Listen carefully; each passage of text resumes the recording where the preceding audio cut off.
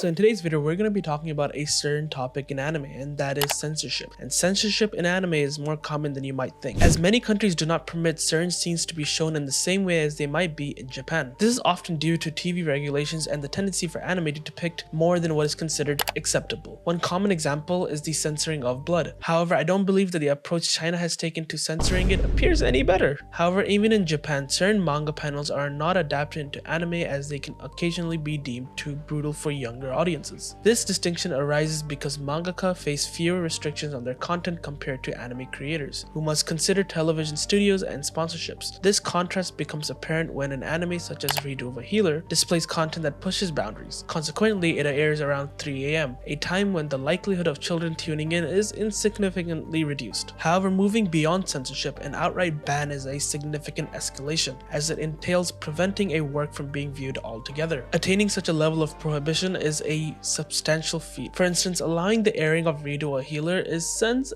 quite a strong statement. Presently, most banned animes are restricted in only one or few countries, such as Parasite, Tokyo Ghoul, and even Attack on Titan. This is often due to the graphic nature of the content, rendering it unsuitable for viewers in countries like China. However, the anime I want to discuss today holds the distinction of being banned in the majority of countries worldwide, including its home country, Japan. The very fact that it faced a ban even in Japan underscores the argument that such an anime should perhaps never have been created. Having personally watched it, I am truly taken aback by the sheer ingenuity that went into conceiving something of this nature. The anime in question is Midori, Shoujo Tsubaki, adapted from a manga by Sohiro Marui in 1984. The film's direction was helmed by Hiroshi Harada, a name also associated with projects like Doraemon. Although the film was released in 1992, its content necessitated Harada to undertake multiple roles, including director, screenwriter, storyboard artist, and key animator. This was primarily due to the graphic nature of the film, which struggled to secure funding, compelling Harada to wear many hats in order to bring his vision to life. The production process spanned 5 years, a testament to his dedication. This endeavor is best understood as a passion project, given that Hiroshi Harada's own childhood experiences of being bullied influenced the themes depicted in the film. The narrative becomes a mirror of reflecting his personal history, making the production not only a creative pursuit but also a therapeutic one. This intricate interplay between art and artist underlines how deeply personal experiences can shape and fuel artistic expressions, propelling creators to channel their emotion and traumas into their work. The anime commences with a sequence of unsettling images drawn from various parts of the film, a disconcerting montage that extends for the initial 2 minutes. If you were to have clicked away from the disquieting opening that you have seen, such a reaction would be entirely understandable. Shortly thereafter,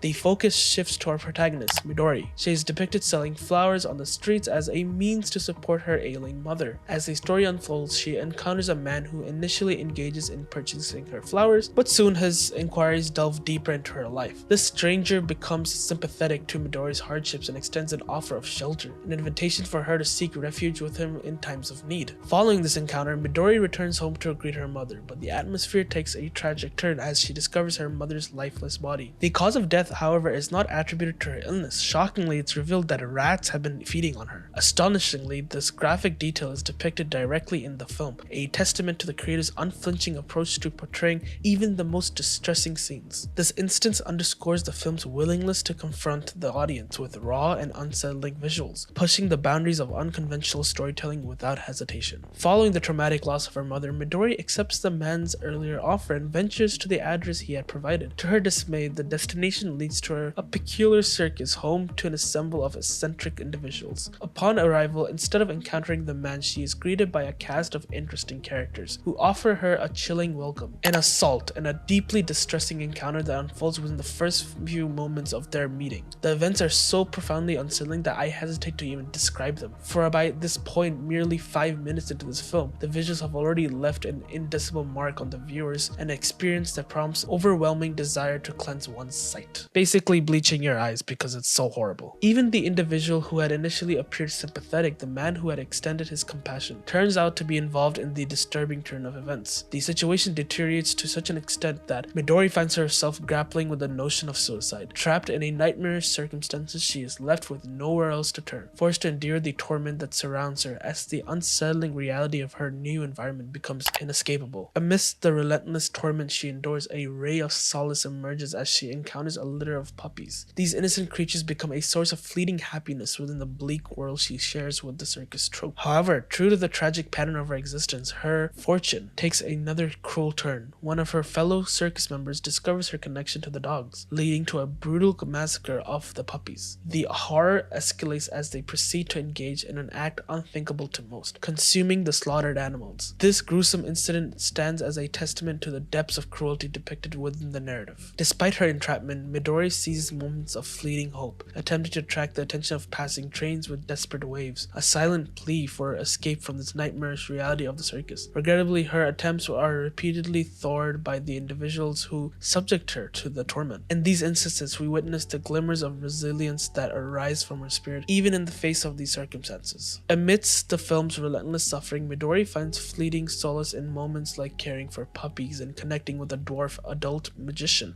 Masamitsu. Their bond evolves into an unsettling love married by the disturbing age dynamic. Even in these brighter interludes, she endures ongoing bullying from her circus peers. A glimmer of hope arises when a filmmaker shows interest in Midori, only for her happiness to crumble as Masamitsu's possessive nature emerges. Her struggle to navigate this complex relationship is central to the story. As time passes, she continues with Masamitsu, maintaining a facade of normalcy. A poignant dream sequence briefly lifts her spirits, depicting her with her parents. The story reaches its conclusion with Midori isolated and severed from the circus. Tragedy befalls both the circus master and Masamitsu, leaving her utterly alone. The film ends on a haunting note, capturing Midori's desperate plea for help and encapsulating the profound despair that had colored her harrowing journey. The film's widespread banning stems from its profoundly disturbing content. The need for censorship here would span the entire film, as nearly every scene is too unsettling for general audiences. Particularly distressing are instances of child and animal abuse, an absolute taboo in numerous countries, often leading to instantaneous bans. Reports even surface of people destroying copies of the film due to its unsettling nature. Contributing to its global prohibition, the remarkable aspect isn't solely that it was banned universally, but also that it's in its own home country, Japan, participated in this ban, a testament to the boundaries it crossed. The film's intention was to shed light on hazing and its impact on children across Japan. Directed by Hiroshi Harada, who himself fell victim to hazing during his youth, the film serves as a medium to raise awareness. However, in my view, this isn't a suitable film for younger audiences due to the distressing imagery. While awareness is important, the film's approach is questionable, as there are way more appropriate ways to educate without resorting to these unsettling tactics employs. The film's ending is ambiguous, leaving room for interpretation. Overall, I believe this is a film that doesn't necessarily warrant for viewing. If curiosity precedes and one has the emotional resilience, it can be explored, but the experience offers quite little value. If you enjoyed the video, please leave a like and subscribe, and if you want more content like this, please leave a comment down below, and what would you like to see next?